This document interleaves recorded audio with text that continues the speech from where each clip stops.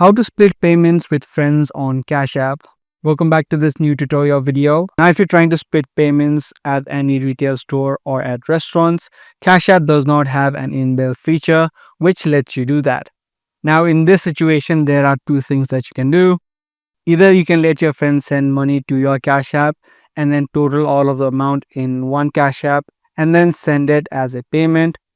Or what you can also do is send the entire payment yourself, and then after the payment has been sent, and then ask your friends to add in the payment back to your Cash App. So from the home screen, you can just tap on request and complete your transaction.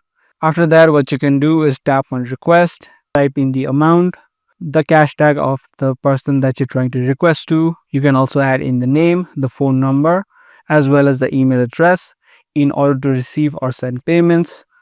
So you can do either of these steps and then split the payment with your friends on Cash App.